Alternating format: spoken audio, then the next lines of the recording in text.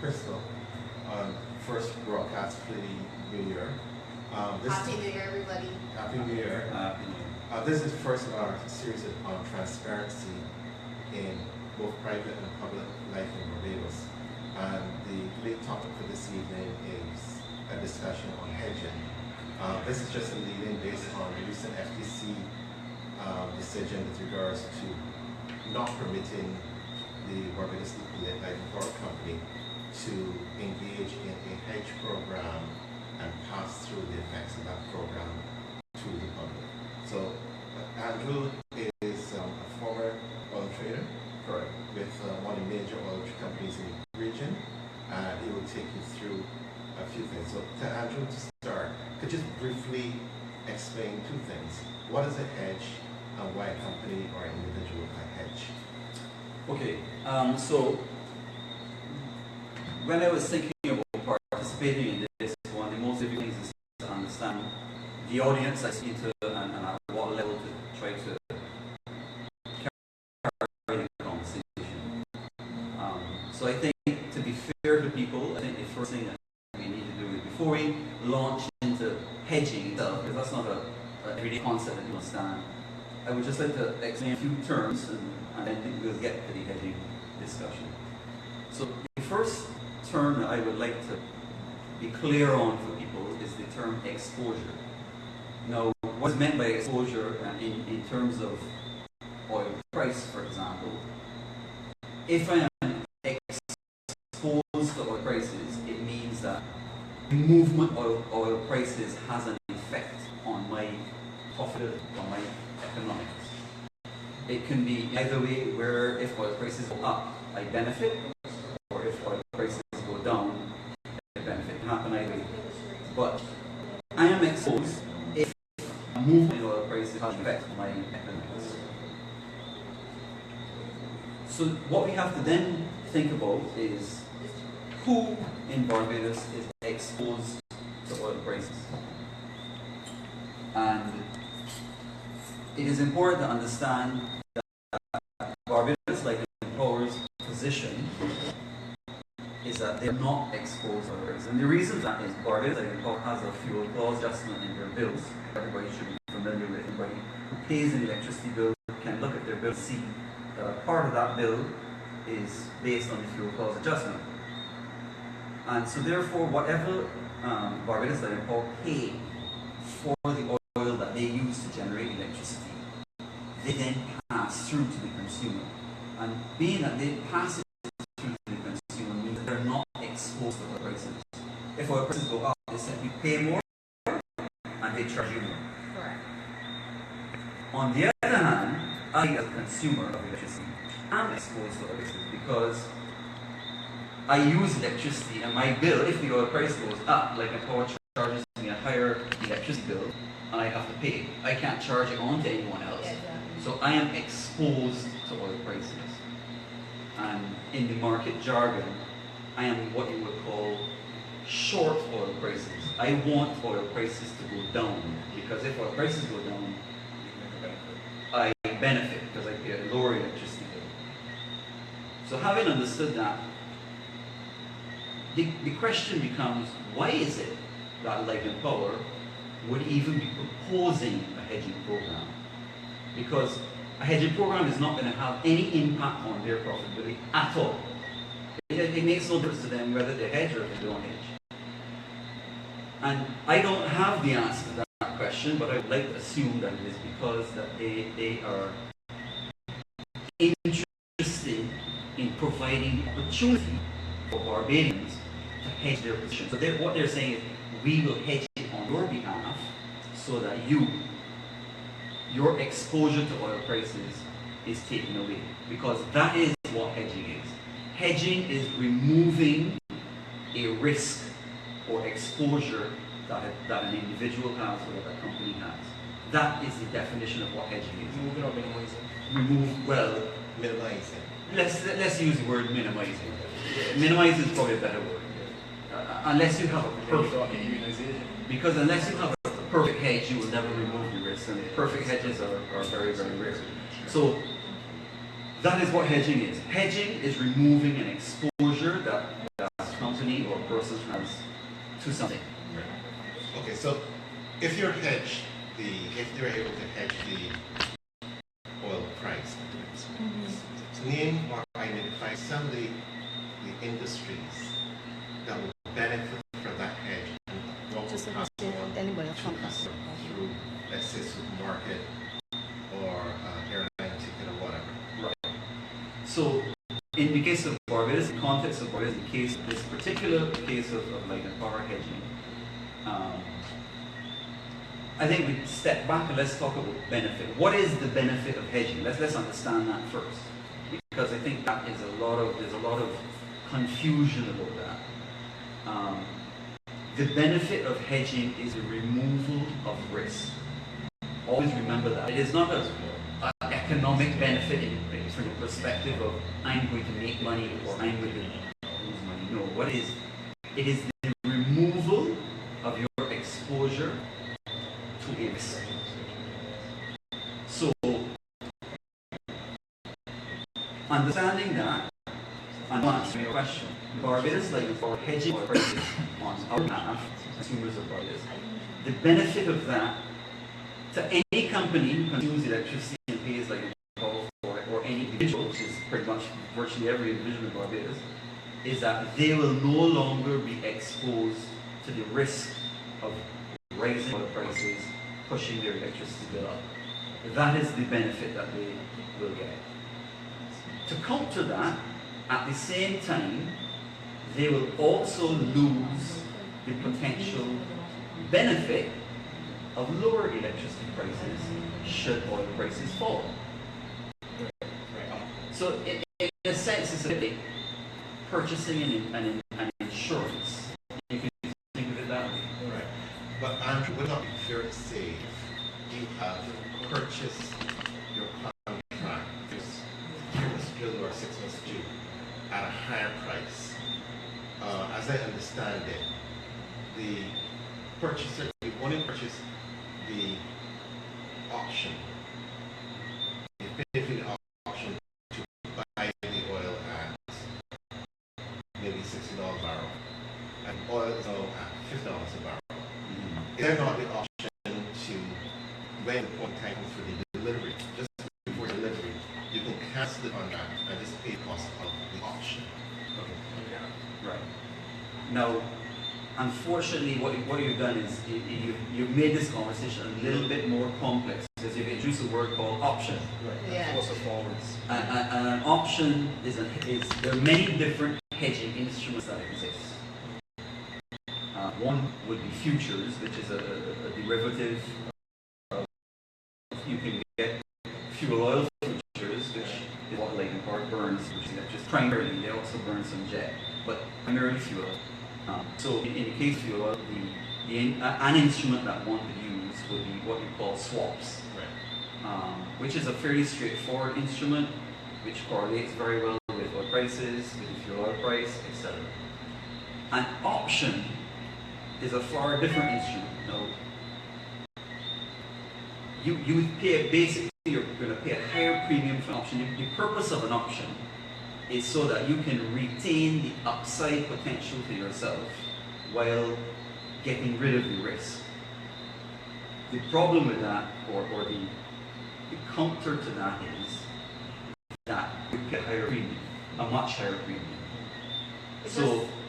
Just wanted to dress back a little bit because we're throwing out a lot of terms which we will understand because we went to school and we learned about these things, but I know there are a lot of persons on feed that never were future option swap. It's all a little much. So just wanted to just dress it back a little to explain they're all different types of things you would use basically to protect yourself. So just don't let the different names and terms make you feel as though you don't understand. It's basically a tool that you will use to make sure that this price that you may have to pay at some point in time, you try as much as possible to protect yourself from paying what may be a higher price. So you decide, okay, I don't know how high oil prices are going to get. It might go up to $100. Right now it's $50. You can use this particular tool to see if you could protect yourself at this point in time for what you think might be a higher price yes, they have different ways of doing that protection from the exposure you're talking about, but try to at least think of it in that way so that even when you hear the different terms, you don't delve too deep into trying to understand the differences, but understand the basis of what the actual instrument is trying to do, so that you don't get lost in all the jargon. Yes, and I completely agree with you. That's why I was a little afraid to go so deep into the complexity at this point. I think let us just go with the very simple basic hedging, which is let's protect ourselves against higher electricity bills resulting from higher oil costs, and at the same time recognize that in so doing we are losing the potential for lower electricity bills if oil prices drop. That is simply what hedging is. It's removing your exposure. Removing your exposure means removing the risk. It also means removing the benefit if it goes in the other direction. And so therefore this is what is really the important thing to understand. You're removing your exposure altogether. But what it does, it gives you an ability to plan, because you know if you're hedged for this period of time, you know that when you're in your planning process, you know that this is what you're going to pay. So if it goes down, then you already have planned for that. Now the one other thing that, because you keep emphasizing on electricity, but there's another aspect to oil, which is what we put in our cars. Yes. Well, and I think that's a very good subject to cover, but I don't think we've adequately covered the barriers like the power and the oil issue and the electricity issue, because when you go to what you're talking about, there's additional complexity again. So I think the next question, if we leave that our listeners have grasped the idea that what Light Power is holding is to hedge away the exposure that the citizens and companies of Barbados have to oil prices. We understand that. I think the next question is should we want Light Power to do that on our behalf, or should we not? It's not a simple question, because in that is, you mentioned, for example, an airline. Now, an airline might say its airfares are going to be fixed for the next year, and they're offering airfares for a year from now. An airline would say, well, look, our income from this airfare is going to be fixed. So what we don't want to do is have oil prices rise dramatically and our cost of fuel increase dramatically, but our fares are locked in. So their interest would be to hedge their exposure to the oil price, because they have a revenue side that is fixed, right?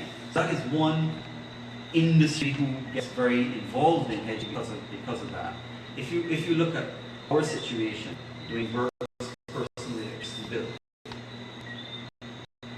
I ask you the question: would you like to know that your electricity bill is going to be the same for the next year, or would you rather have it vary according to oil prices? That's a personal question you would have to answer. And in contemplating the answer to that question, you would say to yourself, well, there's a possibility that oil prices will go up. There's also a possibility that they will go down. And you will weigh up in your mind what the probabilities are in relation to that oil price. And if in weighing that up you say, well, you know what, I believe that Russia may attack, wants to get Syria sorted out, they may go and attack Saudi Arabia and oil prices will rise to $100.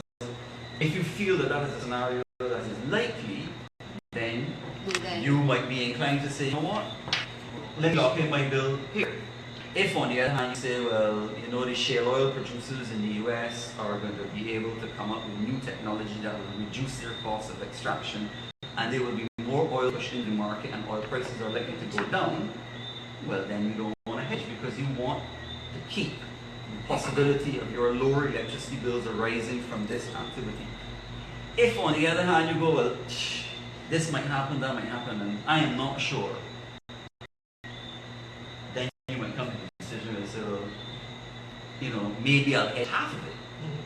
Because hedging is something that's incremental. You can hedge if Barbados Light and Power is burning through 100,000 barrels of fuel oil per month, they can hedge 100,000 barrels, they can hedge zero, but they could also hedge 50. So your exposure is now not completely reduced, but it is halved. Yeah. So these are the kinds of decisions that you would then be sort of taking. Now, the issue with Light and Power and the hedging and the FTC is that we may have one view, I have another view, Crystal has another view. We could all have a different personal view on whether we would like to hedge at current oil prices or not. But we can't, I mean, there's no way that Light and Power can take a poll and then decide. And so at the end of the day, the Fair Trading Commission's job is to assess whether or not, for the general public, it would be preferable to do some sort of hedging. Jeremy looks a little perplexed.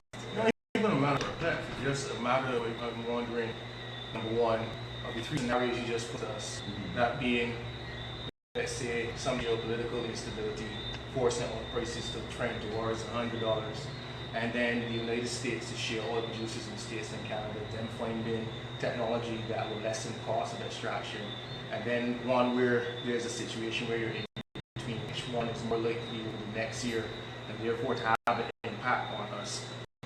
Secondly, why is our conversation not including something about this complexity again, like butterfly spreads? For instance, the spreads essentially being able to lock in either option. A spread basically helps you to benefit option number 3 that you spoke of. You're not sure where it's going up, or let's lock in a price either way. Right.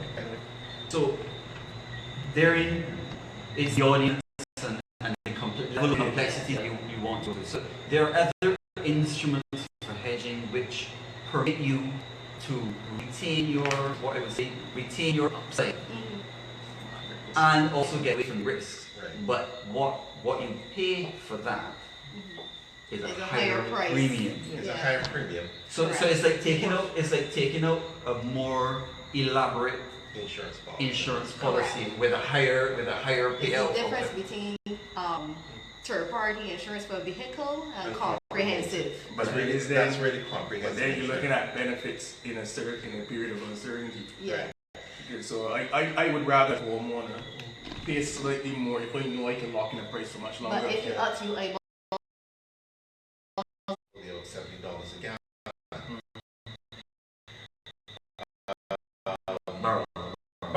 A couple years ago, they were thinking that the floor was actually $50, but the floor has been between 40 and 45, with a couple down to about 38.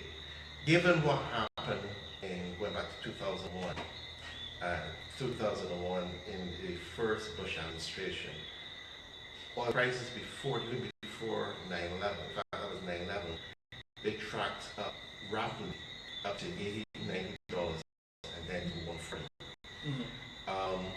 There's been a lot, the contraction has been more accelerated than anticipated. But I don't think personally you're going to get to a floor of $20, $25 now. So for me, it makes sense to lock in, even locked in at $50 for 3 months or whatever. And that stability is there. The corporate communications manager this evening for this game, the additional exposure that will pass through, and it always passes through, would be the actual cost of the contract. So even if they can't, if you, depending on the type of contract they have, they cancel it and bought at the low price in market at the time electricity is produced, there's still a amount of upside potential in doing the strategy. And if, from my personal point of view, I think any time with a volatile commodity like oil, the more practical approach is to hedge, because we can see how rapidly the price can change in oil. So just as a normal procedure, that's one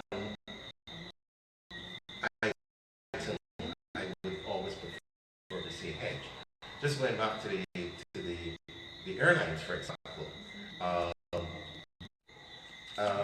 and the prices were so volatile in that period, even when they were hedging, they still had to employ the fuel charge, right? So it's not a perfect answer, but it's something that I think they missed on. They didn't look at they don't look at it from the point of view, what's really the benefit at the customer today, and did not look at the long view. I don't think, but inherently in the denial of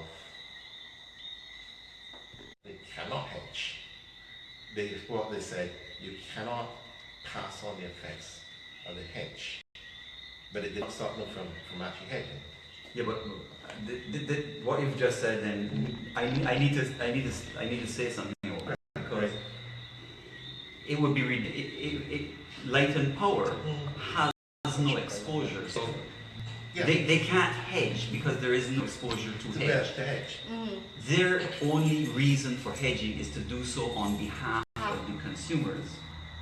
So therefore, it isn't. They would never to say to them, well, you can hedge, but you can't pass through the effects to the consumer. That makes no sense, because they don't have anything to hedge. The only thing they have to hedge is on our behalf. So it's either they hedge on our behalf or they don't hedge. It's not that you hedge, but we don't experience it because they're doing that, creating an exposure for themselves. So that is off.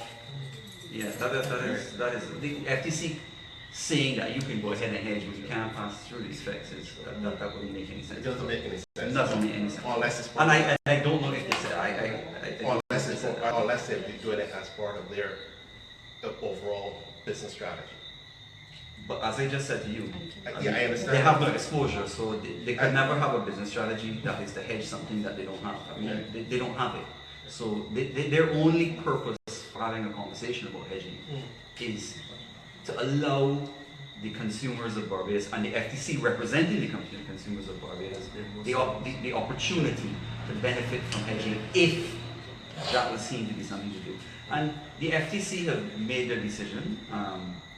I can't say there's no right and wrong about these things. What I would say is, what I would have liked to have seen about the FTC is, you see, I don't know enough about the workings of the FTC, but it would be nice to know that they've consulted with people adequately before reaching the decision to say yes or no. Whether they reach the decision to say yes or no is not material to me. They're representing us as consumers, and I don't know the process of engaging with consumers to find out whether or not that is something that is desirable for consumers. Right. I have no idea. Right. Well, as we know, when the program was thought out, it went through the process of asking for public comment and public hearing. So that process the FTC did. I don't know to the extent that on the technical side that the FTC did their own research, but I do believe they have their own research unit. I would imagine. So they would have done that, and they had interveners and some who objected and some who said, go the other direction. So as far as we are aware, based on what we know of how FTC operates, and FTC is one organization that tends to be pretty thorough in the decision-making process, at least in terms of the background analytics that they use to support their decision. I think that process was probably fair.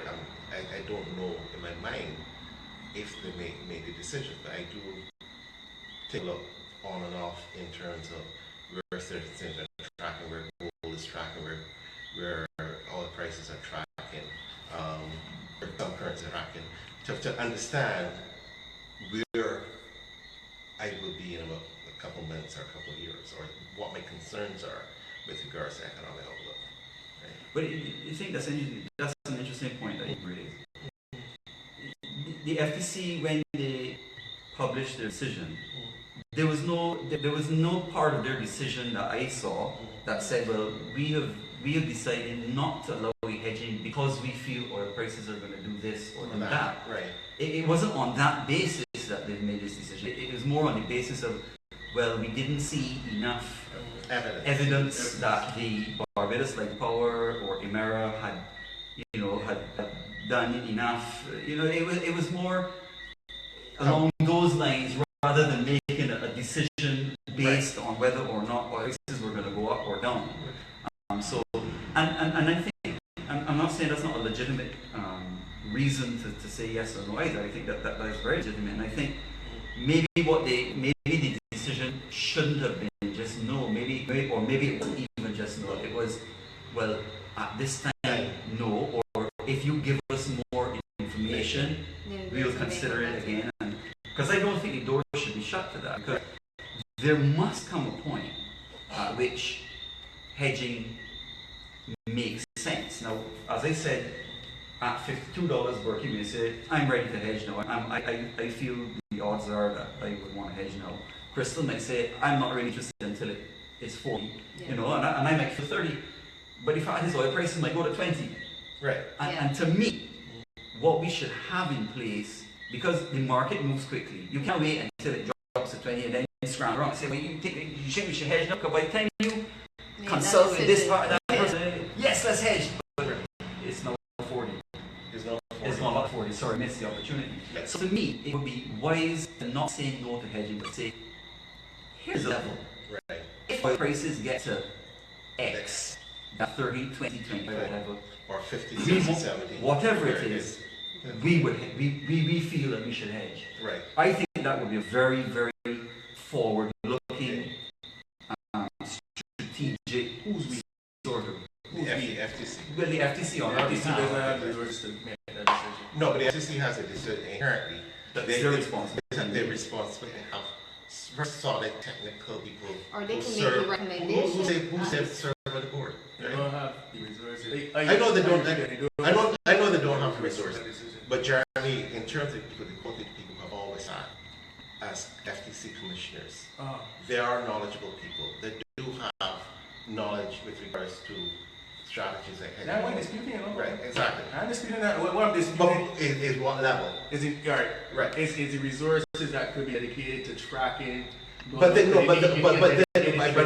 Andrew's saying here are the parameters, right? They know FTC commissions are inherently no. When oil hits $60 a barrel or $70 a barrel, there is adverse effects to the community, right? They can, and as Andrew quite points out, say, well, said about no price. No, as Andrew pointed out. I mean, this without purpose. Right, but as they know, and there's sufficient tracking that can be done. Right. But at the point in time, they can say, we are comfortable now that oil is $52 a barrel. If it hits $60 a barrel and the trend is up to that, then in the interim, you're permitted to hedge and bring us back more detail. What the order to me should have been said, and they said it in the announcement, you did not provide sufficient information. Go back to the drawing board and bring us the additional information that will help us understand it. But in the interim, this is where our caution. So you're talking about a macroeconomic model, essentially. Good, but this is where I was trying to hint at it. Remember, I worked on that macroeconomic money centrality. The only link you have, and I don't even know if Andrew knows this, the only link you have the gas prices or the prices that mirror be setting and how it impacts the lower level consumer or the average consumer is in form of inflation. And literally, at this stage, there's nothing arguing that hedging makes sense because inflation is based on at 0%. Right? We're actually disinflation. 2-3 years. In disinflation. Right, but we know, as a panel, I'm quite sure Andrew would even agree that the case of hedging is stronger than before because of a lot of geopolitical uncertainty, because of the fact that Russia now is beginning to join us. Saudi Arabia was running a deficit for a couple of years. So, like for me, typically, the case is strong. But if it is that you're going to look at how it impacts the economy and you don't have the resources to talk to the single consumers and see how it affects the next point of reference would be the BSS, and then following on from that, the Central Bank of Barbados, and they can guarantee you none of those boys in there know right now what that impact is. And therein lays the issue with the FTC stalling, or probably in future stalling any attempt made by the mirror to pass on those hedging Just benefits. FYI, Emirates, the Canadian company. Platform, and I think that given Andrew's expertise and yours as well, Paul, and have been working these days for some time, that some decisions could be made to close this clear gap that Right. we've got. And the clear gap, the closure to close that gap, to me, the decision should have been refiled the case. Just from a procedure perspective, refile. Here's where we're deficient, brings back the information to the, in the interim, you're not permitted to hedge, and they can bring some expertise outside the central bank. As you know, Jeremy, they are analysts in companies like Standards & Poor's and others that could have given them a brief on what the outlook is for oil for the next 3-4 years. Right? But we don't know that they didn't consult with us. We don't know if they did. We have absolutely no idea. Because they didn't speak to the issue. As far as I've been able to see, they didn't speak to the issue of granting this permission to hedge or not hedge based on what they felt was going to happen with the oil market. It was more based on, well, you didn't give enough information, you didn't research the market to see whether consumers wanted to do it or not. Or you didn't present sufficient information on that basis. Yeah. And as I said, I mean, you said they could have said refile, but we need this information or that information. The truth is that Lightning Power can refile. There's nothing to stop them. Doesn't stop from the issue is we as consumers, now let's think about us ourselves. Let's be selfish for a moment. I could imagine, I totally don't know Lightning Power, what's happening in boardrooms in Lightning Power, so I'm not representing them. I'm just saying I could imagine Lightning Power boardroom, they go, look, we gave these guys a chance, we feel hedging is a good idea, we presented it, they said no.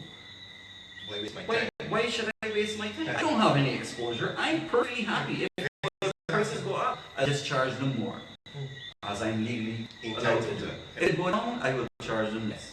But I have no exposure. Why am I going to invest resources in refiling and trying to do you a favor? Right. I said no, so well, you know, I'm not saying they're saying that. I'm not saying I'm saying that they could very well say that. Yeah. You know what I mean? Very so. So I think, you know, really, if we as consumers feel that we would like, and I think it's a very worthwhile conversation. I don't know how you pull together this amount of consumers. Everybody buys electricity. I think it would be a good thing for us to find out what consumers of Barbados feel about their electricity bills. Well, that was my question: is how? Let's say, for example, we decide, or a group of people decide, and consumer decide, hey, you know what? We feel oil price is going to 100. I don't feel like my bill being double in the next 6 months. What power do we have to try to say? Because right now, as I understand it, because what I would also like you to do is explain how you went, because you went as an independent intervener to the FTC, and I want to find out how that process works. But before we get that, is you went there because Emira was making a case. Can the consumers of Barbados through carry and say, well, we would like the prices hedged because we think that they're going to go through the roof. But we think that this who again goes back to what Jeremy was saying, is that do we go with a spread? Because we know, because we have the expertise to decide whether oil price is going to 100 or if it's going to drop to 20. So how do we as consumers protect ourselves or come to a consensus? Well, what I would say is those who have exposure, which in this particular case is us, are the ones who need to contemplate whether or not we would like to hedge. Now, the unfortunate situation is that the markets that trade in the instruments that allow you to hedge are not designed to accommodate an individual. And let me give you an example of what that means. The minimum instrument that you have in the oil market is 1,000 barrels. That's the absolute tiniest portion that you can take out a hedge on. Well, as an individual, you know, you're going to take 10 years to burn through 1,000 barrels of oil, right? So you're unable to hedge that, because if you purchase the hedging instrument, you're way past, you've hedged way past what your consumption would be. And so therefore, it is not designed to allow us to consume one consumer.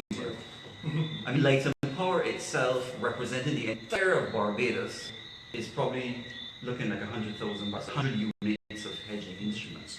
So if you say there's 250,000 people in Barbados and that's only 100,000 barrels, so you see the individual is nothing. Right. So you would have to get a large group of consumers all together wanting to do it, and then you would have to find someone. Actually, taking out the hedge is a fairly simple process. You just need to set up an account with the broker and place the order, and they put the hedge there for you. And let's put it out there. Since you have, there's no storing of oil. It's just paper. It's just paper. It's just one option, then it just called. Yeah, right. so, You don't want delivery. You don't want delivery. You don't want delivery. Right. So let me put it in a different context. Since you've done your trading and you were in Navina, before we get to that question, what's your thoughts on if we should hedge and at what price we should be at? Right. Okay. Well, you see, that's almost a monk's question. I mean, in the trading world, virtually every trader laughs when somebody asks them what is going to happen to oil prices in the future, because anybody who has traded in the oil market for any length of time will tell you nobody knows the answer to that question. or in any commodity I'd be market. surprised if somebody gave an answer to that. And believe me, it is absolutely the truth. Right. Right? The experts have gotten it. I mean, I've seen all sorts of analysis on predictions that were made by the so-called experts. They get it no righter than a monkey throwing darts at a board. And that is the reality. And the reason for that is very simple. There are so many forces at play, and so many agendas, and so many. I mean, let's talk about OPEC. OPEC is a cartel, right? You want to give some You can talk background about on OPEC? geopolitical. Oh, sorry. Yes. Yeah, Yeah. OPEC is basically the Middle Eastern oil producing countries, mainly.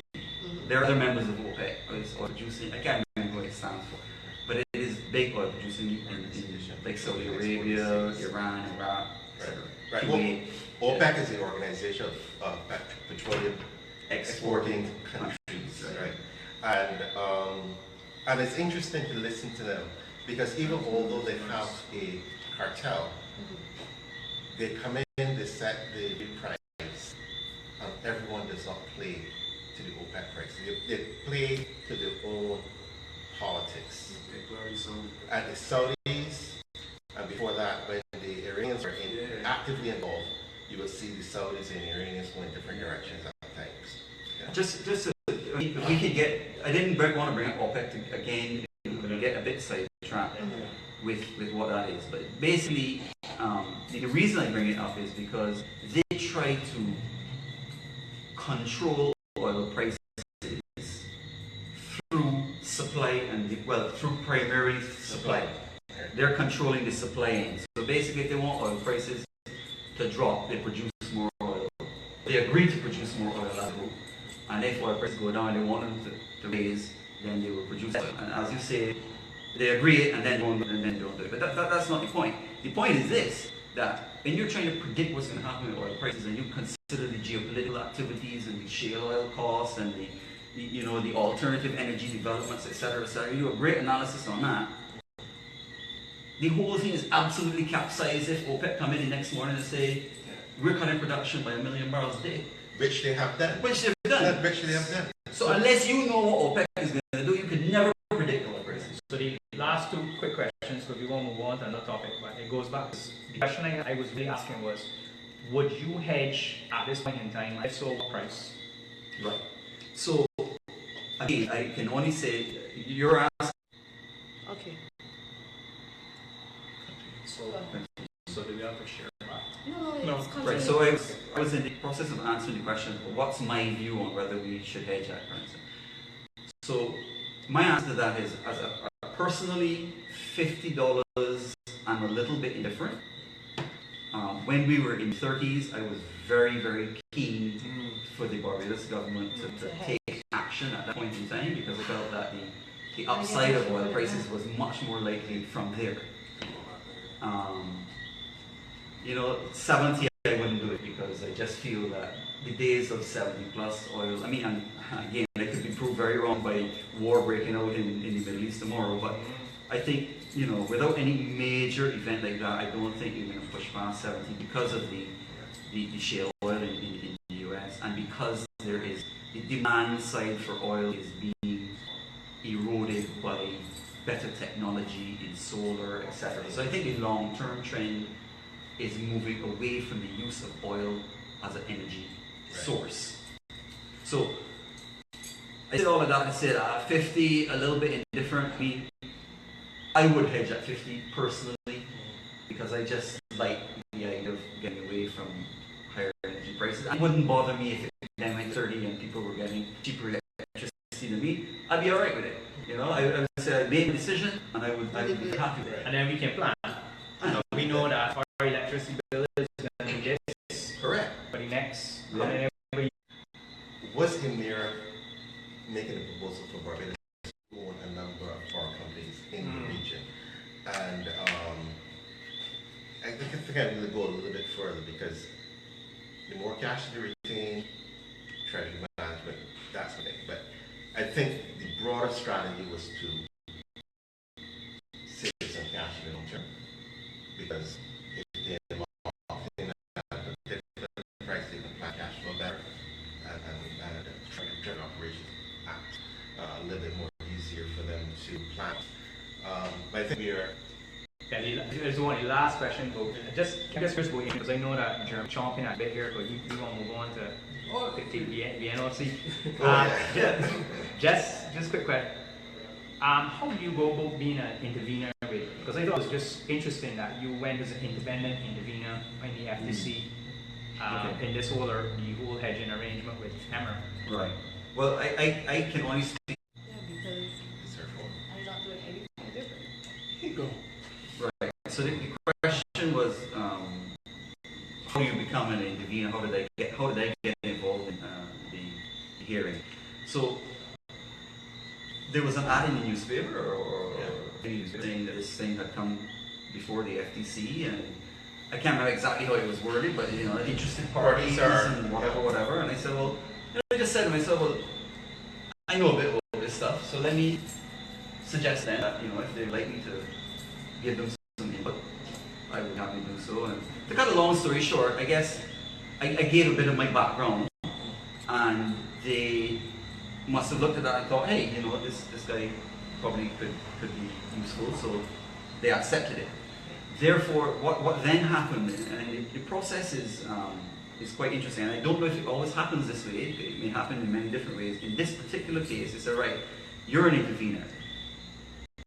Read the proposal. Here is the proposal. Read it.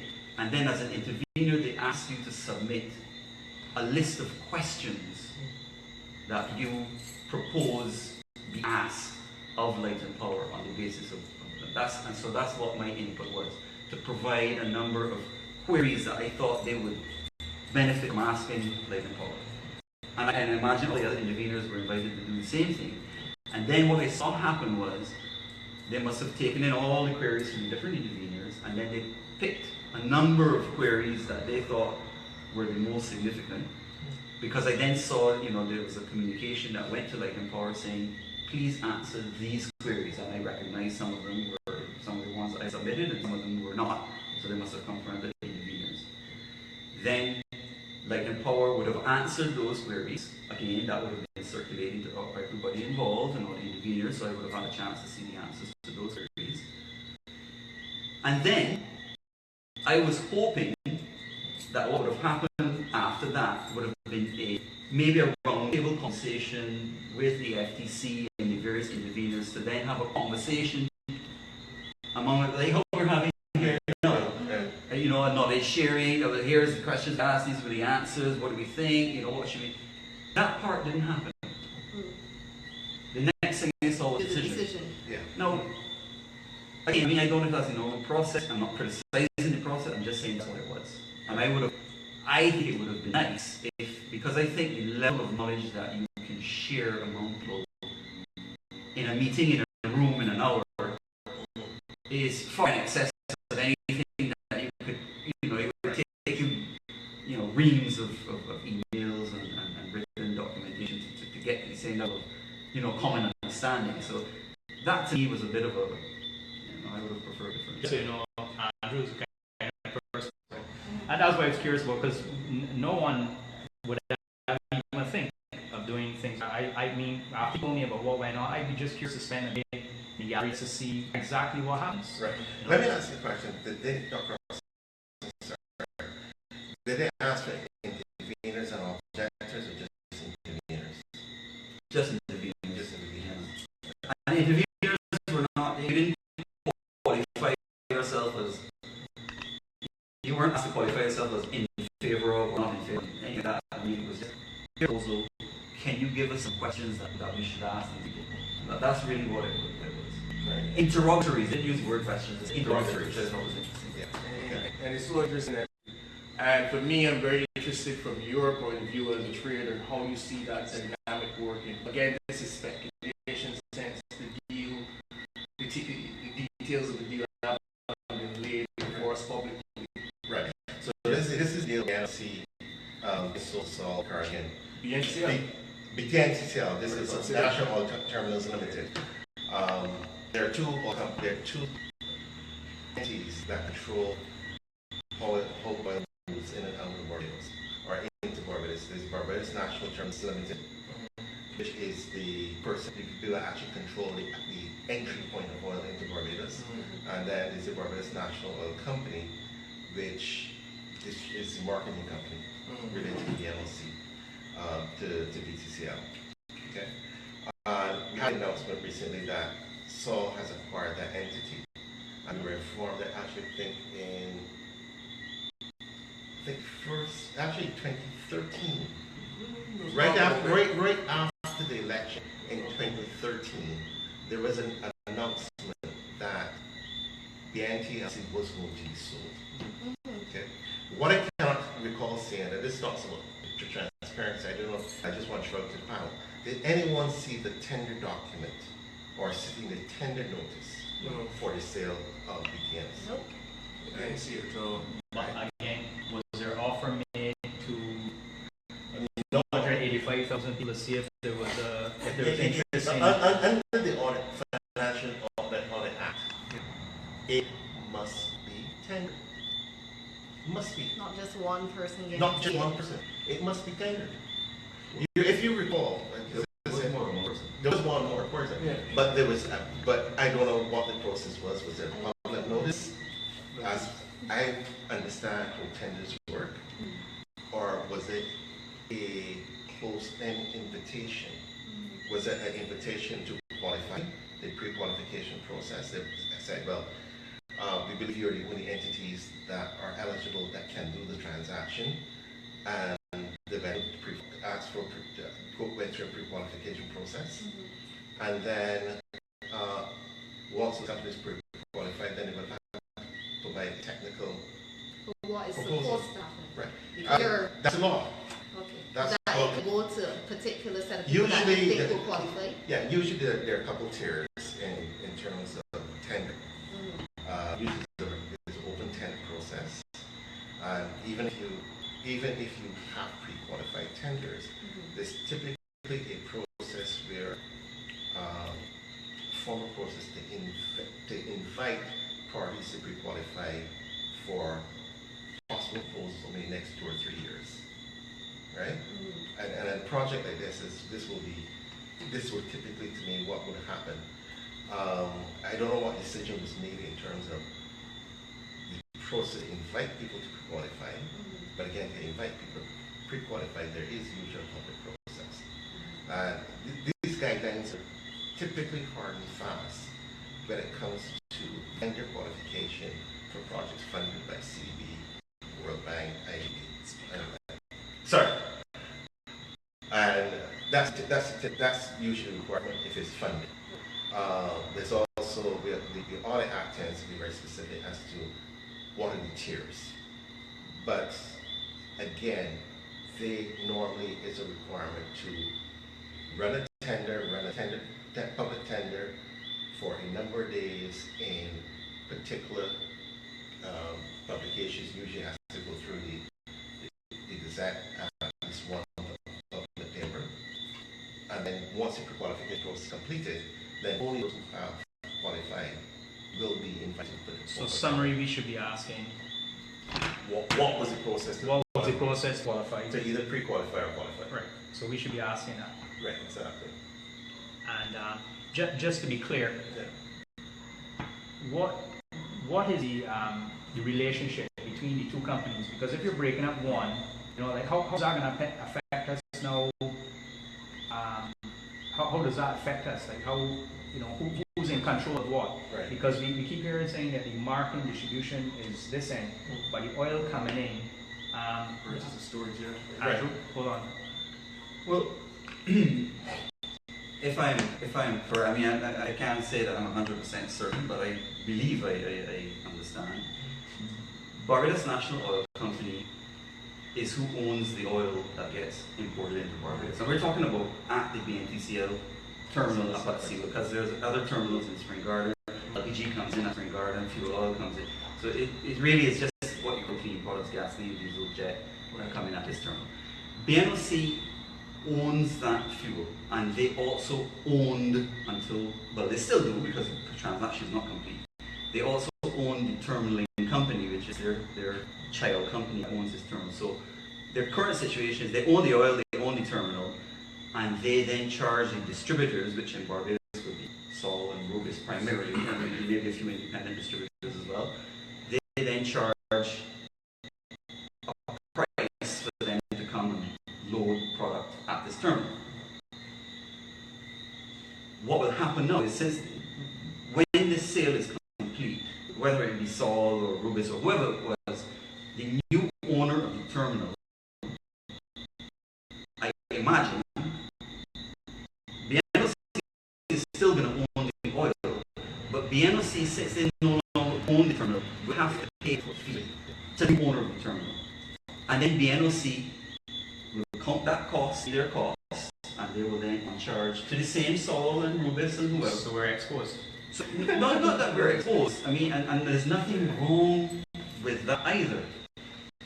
The question, I think the real question that we ought to ask is, what is the foot fee likely to be? Or is it, in this whole, we don't know the details of the deal, but I think that is where the devil is in the detail, is what that throughput fee will be. Yeah, exactly. That actually is the crux of the matter. Right. Because, let's put it this way, you own your house.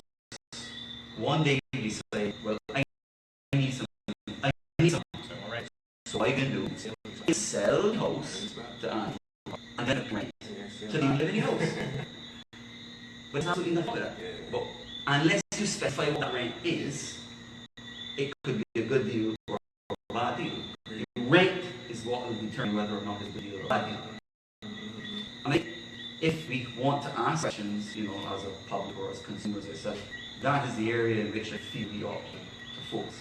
So, but I mean, and these can be enormously complex, and there can be many different aspects to it, and we wouldn't understand all of it, and nobody's going to understand, or hardly anybody would understand all the aspects of it and so on. But I think what is possible to do is to understand what I've just described, and maybe ask one or two good questions along the way. True, because then there's always the issue of how price influences supply.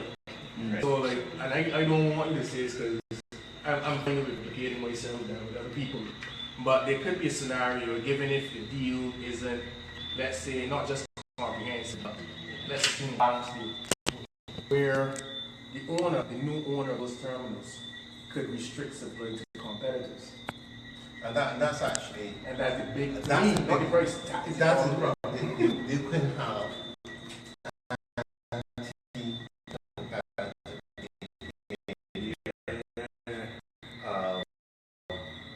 in terms of oil availability or higher throughput charge. And even if the same foot charge, once a company receives a dividend from TLC. The benefit now comes in the fact that a dividend goes up to the new owner, regardless of the fact. So his net cost, because he, the ultimate parent company, is the ultimate supplier, his net cost is actually still lower than all his competitors in the market. Yeah. Right? So that's just one aspect of that transaction.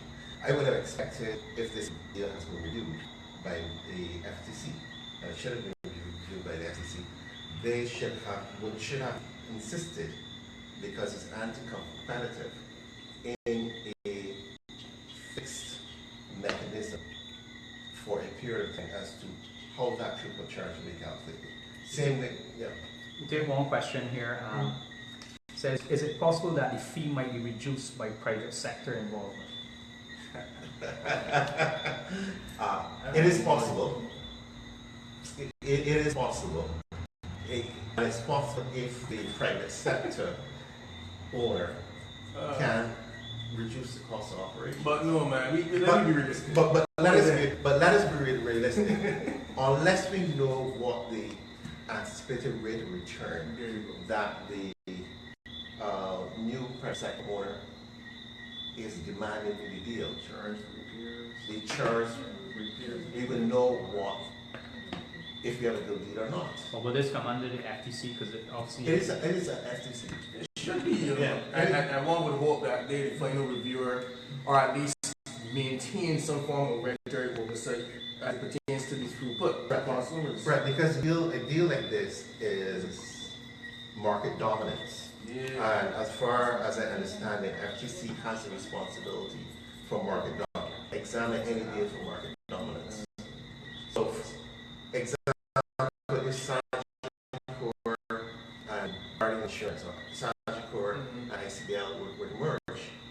A deal like that has to go through the anti-competitive hearing with the FTC. Yeah, I mean, I just wanted to, I've given this a lot of thought. One of the issues we have is we're a very small country, right? So what we tend to see is, this is what I've observed, is that when you have an element of enormous infrastructural cost to develop an industry, you tend to get pushed into monopoly situations. I'll give like Nepal, we talk about like that's a great example. I mean, one can imagine way back in the day whenever it was that like Nepal first came here, the deal that had to exist was for us to go and put all these like poles everywhere and make this enormous. The only way that can make sense is if you guarantee us some rate of return. And so we end up in Barbados. And it would make absolutely no sense for another supplier of electricity to come and duplicate all of that infrastructure.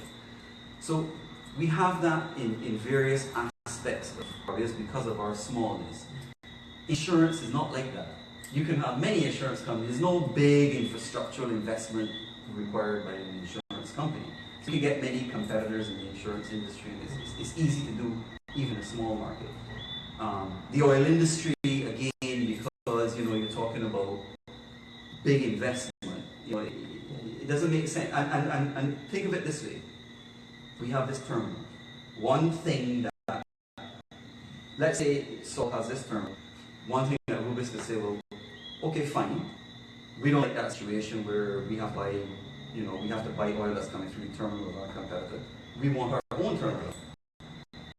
But the question is, where on earth do we put it? Barbados doesn't have location. I mean, we have a tiny little island. The East Coast, you can't get a ship into the East Coast because of the infringing reef. The North Coast is not suitable for, the South Coast is tourism, the West Coast is tourism.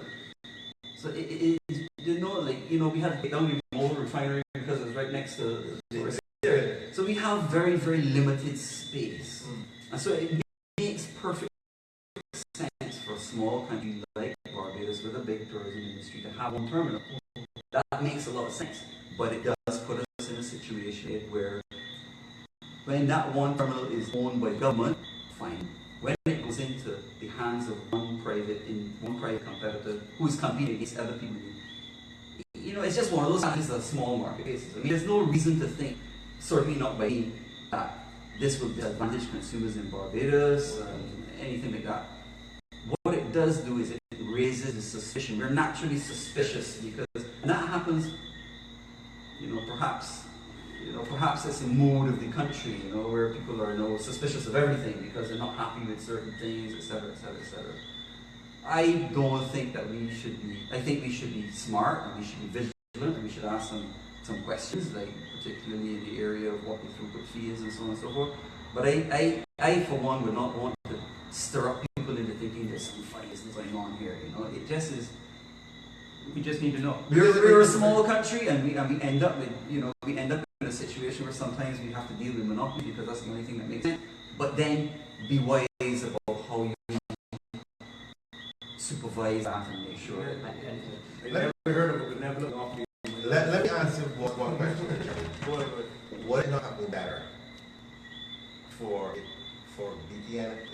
BNTCL or actually being up to do this through a private, not private, but public prospectus offering through the Barbados Exchange? Whoa. Key question. It's a key question. It's a very interesting concept. Because we have limited investment vehicles. Right. When you do your savings bond stuff, and that's great. Right. But once it's there. And Trinidad just had to do one with one of their own energy suppliers as well too. Right. That's their feeding start. And then since we're on this topic, because it ties back in with what you were talking about with privatization, we're going to have the same discussion again if the seaport or the airport is a decision made there. So it's the exact same scenario. Yeah. So we have to look at this from a model perspective. So there's a couple of things. Do we put it out as an offering? We do have people that run it now. It's run fairly, both of them are run fairly efficiently now. Do we put it out as a public offering and make it as an investment vehicle? And whatever happens here is going to set the precedent for what happens if or when. It is when. If. But because you have two entities there that have the ability to generate, and it is exactly same what Andrew said. It is you have one. It makes more sense to rather than have multiple airports or multiple seaports. You have one because these sites are. So we are going to go through this again. I don't believe that this is stopping here. So I think what we need to do is now ask the questions, as this obviously is a done deal, but we still need to ask what's going on. But for the path going forward, do we ask the question is, how about... Do we ask or do we demand? Well... No, because it's really, if you're asking, you say, please let me ask, please sir, let me. Well, I think the 25,000 people should give an option. That's an interesting concept. I hadn't actually thought of it before, but as I'm sitting here thinking of it, one aspect of that I think would be important is that one of the things that we economically that's troubling us right now is the foreign reserves, right? Foreign currency reserves. Now, if you go and IPO to the average Barbadian, where are they going to get the foreign currency to pay for this? The shares in this company? Because someone like Sol, because of the level of their operation, they may be able to actually bring in US dollars and pay the $100 and whatever $7 million in US. That may be an inflow of US dollars into the Barbados government net. I thought in the foreign exchange. Whereas we won't have that. I thought about that day. I was reading the current. I thought, all right, this could have been an FX. But there's one issue. The central bank, what's really the biggest pull on the reserves right now? I don't. It's CNBR and the NTCL. For to import oil. And that does not change. It doesn't change. The situation. So for me, the better saving would have been to free up liquidity in the banking sector, buy shares in this entity. That's another story. And it also takes. It also takes, as you were going, excess down to the because rather than people are investing, and the other question that comes naturally from this, by doing this deal this way and not through a public offering. Did the government, did the people of Barbados get the highest possible value for the transaction? Right? But we don't know. And we don't know. We can't say yea or nay. We haven't seen the prospectus. We haven't been able to look at the valuation independently. We don't know if the valuation was $100 a share, they paid $60 a share. We don't know anything like that. And one of the things good thing for a government to do is to invest in large projects, get them up and running to a market exit stage, and then leave. But what we have done is constantly walk the asset way too long. But the thing is, you raise a very interesting point, because one of the key things you should do before you even have a sale, when you're selling a car, you don't just sell a car for a random amount or for the first amount that somebody offers. You go and you get a valuation by some person who's recognized to be able to do the valuation. So unless we see some sort of evidence that the valuation was done, and as you said, that a number of persons came forward and put forward the best offer, and that the best offer was accepted, we don't even know if we got value for money for this sale. See, what the thing is that what we're doing here, we gotta be careful that a lot of what we're discussing is speculation. So a lot of it may have been, so we don't need to create like Now is the time to bring out into the public, so that if they're thinking about not sharing it, we have people holding them accountable to make sure that it's shared. You want to enjoy.